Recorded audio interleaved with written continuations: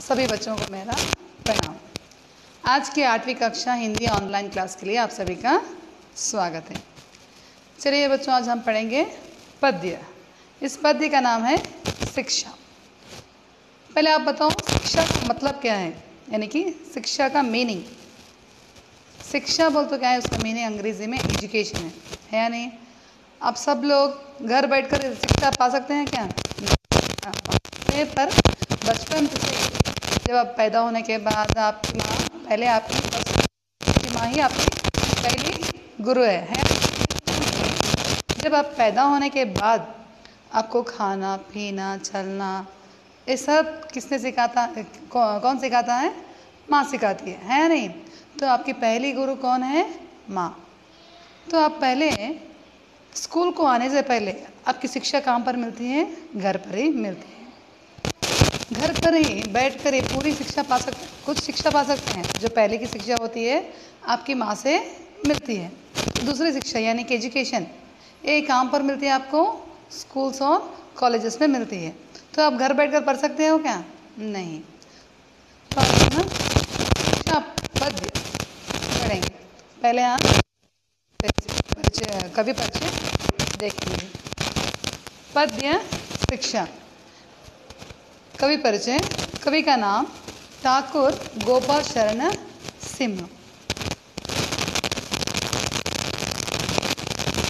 कवि का नाम है ठाकुर सिंह। रीवा गांव झांसी भी पुकारा जाता है में सन 1892 में हुआ।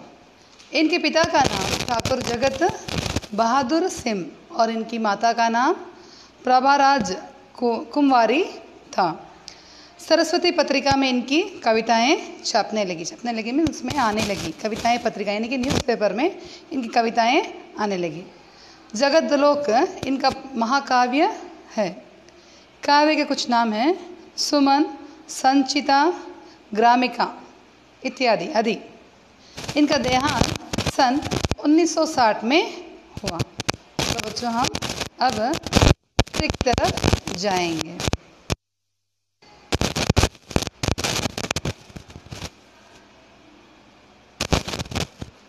चलिए बच्चों, हम पहले पद्य पढ़ेंगे। शिक्षा। इस पद्य का आशय क्या है? देखो, इस कविता में कवि अनुभव के द्वारा शिक्षा प्राप्त करने के अनेक उदाहरण प्रस्तुत करते हैं। यानी कि इस पद्य के कवि क्या करें, आपको शिक्षा के अनेक उदाहरण यानी कि एग्जाम्पल्स, किस तरह हम कौन कौन से शिक्षा पा सकते हैं, इसमें बहुत सारे एग्जाम्पल्स दिए हैं। जीवन में यश की प्राप्ति के लिए अनेक प्रकार की मुसीबतों का सामना करना पड़ता है या नहीं। जीवन में हम आगे बढ़ने के लिए कुछ भी हो, अच्छा काम भी हो या बुरा काम भी हो, सबको हम क्या करना है? अपनाना चाहिए। बिना परिश्रम के हमें कभी सुख प्राप्त नहीं कर सकते। परिश्रम यानी कि हार्डवर्क है नहीं। हम बिना हार्डवर्क करने से हमें कुछ भी नहीं मिलता। यानी कि फिर आप देखो एग्ज़ाम के टाइम आप बिना पढ़े लिखे एग्ज़ाम में पास हो, बोलो आप पास हो सकते हैं क्या? नहीं। हम हार्डवर्क करने से ही अच्छे से अच्छे अंक ला सकते हैं। इसलिए हमें क्या करना है? परिश्रम करना है। परिश्रम यानी कि हार्डवर्क करना है। चलो अब पद्य पढ़ेंगे। पहले मैं एक बार पूरा पद्य पढ़ती हूँ, सुनो। शिशु ने दुनिया में आकर रो रो कर हंसना सीखा, लघु होकर बढ़ना सीखा, गिर गिर कर चलना सीखा, कितने ही चक्कर खाकर चांगों ने चढ़ना सीखा, उछेद कर अपना मुरली ने गाना सीखा, वारीदारों ने पानी बरसाना सीखा, तरु गिरिवर ने गिर गिर कर नदियों ने बहना सीखा। तो चलो अब हम पहले पंक्ति को पढ़ेंगे। शिशु में दुनिया में आकर रो रो कर हंसना सीखा है या नहीं। शिशु जब पैदा होने पर, जब बच्चा अपनी माँ के कोख से बाहर आने के बाद, पैदा होने के बाद पहले क्या करता है? वो रोता है या नहीं। डॉक्टर क्या करते हैं? जब बच्चा बाहर आने से जब वह रोता है तो डॉक्टर मानते हैं कि वो बेबी बहुत हेल्थी है। तो पहले बच्चा पैदा होने के बाद क्या करता है? फर्स्ट क्या करता है? वो पहले क्या करता है, रोता है या नहीं। लघु होकर बढ़ना सीखा, लघु होकर छोटे से क्या होता, फर्स्ट हम भी कितने थे, छोटे बच्चे थे, तो धीरे धीरे से हम क्या होने लगे, बढ़ने लगे। तो छोटा होकर वो क्या किया, शिशु बढ़ना सीखा, बड़ा होना सीखा।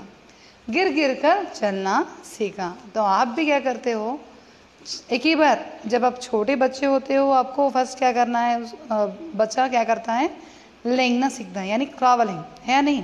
पहले क्या करता है, वो लेंगना सीखता है, फिर बैठना सीखता है, धीरे धीरे अपने कोई भी हो, घर वाले पेरेंट्स हो या कोई भी हो, उनकी उंगलियों पकड़कर क्या करता है बच्चा, चलना सीखता है।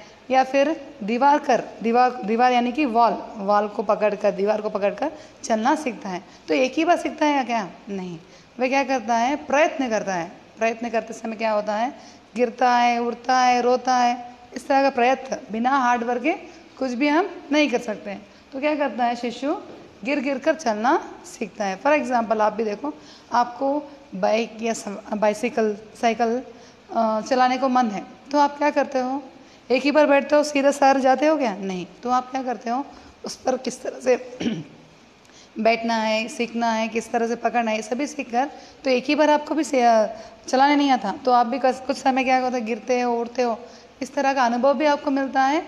और उसको भी क्या करना है, आप हार्ड वर्क करना है, तभी आप कुछ भी हो सीखते हैं। तो इसी तरह शिशु भी क्या करता है, जब वह पैदा होता है पहले वो क्या करता है, रोता है। तो शिशु ने इस दुनिया में आकर पहले क्या करता है, रोता है, रो कर हंसना सीखता है। हंसना मीन्स स्माइल, रोता भी है, हंसता भी है।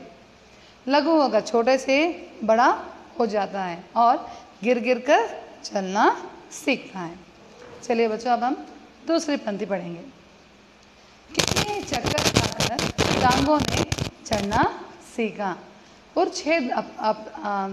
उड़छेद कर अपना मुरली ने गाना सीखा।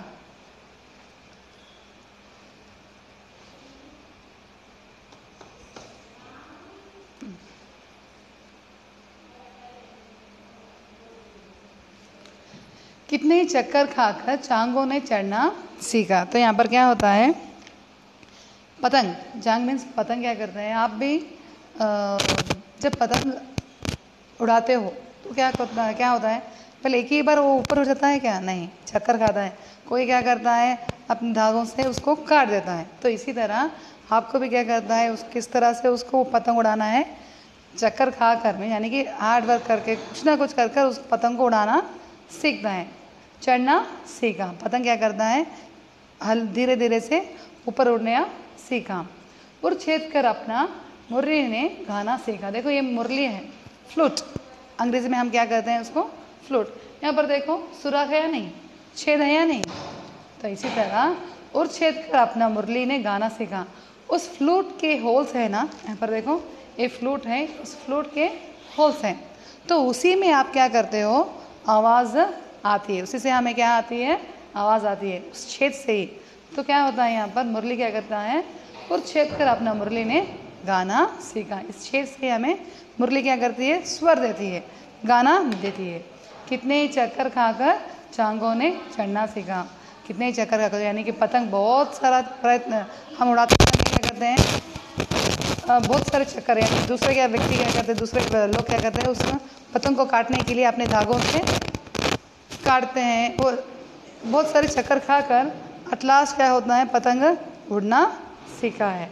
तो मुरली क्या करती है, अपने छेदों से एक बहुत अच्छी सी स्वर यानी कि गाना बनाती है।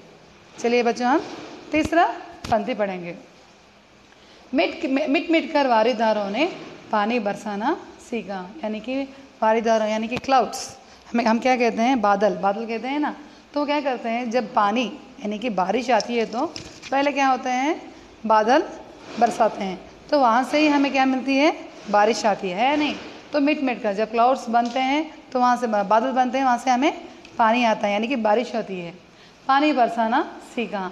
तरुगी रिवर से गिर गिर कर नदियों ने बहना सीखा। यानी देखो ये वैली है, पानी यहाँ से ऊपर से बारिश आता है, तो यहाँ पर पानी आपको दिख रहा है, तो ये वैली है ना। गिर गिर कर, पानी कहाँ से गिर रहा है, ऊपर से नीचे गिर गिर कर क्या होता है, जब नदी बनती है तो वहाँ से हमें पानी दूसरी जगह फैलता है। तरु गिरिवर से गिर गिर कर, तरु गिरिवर से गिर गिर कर नदियों ने बहना सीखा। नीचे पानी रहता है, नदियाँ रहती हैं, यहाँ से वहाँ तक बहती रहती है। तो मिट मिट कर वारिदार ने पानी बरसाना सीखा है। बादल बनते हैं, वहाँ से हमें बारिश आती है। तरु गिरिवर से गिर गिर कर नदियों ने बहना सीखा है। तरु गिरिवर से यानी वैली से पानी नीचे गिर गिर कर क्या होती है, नदियाँ बहने लगती हैं। तो यहाँ से इस पद्य यहाँ तक ख़त्म हुआ है बच्चों। अब क्या करना है, इस पद्य को अंतिम 4 पंक्तियों यानी कि ये 4 पंक्तियाँ हैं ना, 4 लाइनें हैं ना, आपको कंटेस्ट करना है, यानी कि बाय हार्ट करना है और लिखने की प्रैक्टिस भी करना है। तो इन 4 पंक्तियों को अंतिम यानी कि लास्ट, ये 4 पंक्तियों को आप क्या करना है, प्रैक्टिस करना है। तो चलिए बच्चों, आज का पद्य यहीं पर समाप्त होता है। फिर अगली क्लास में हम मिलेंगे। तब तक के लिए धन्यवाद।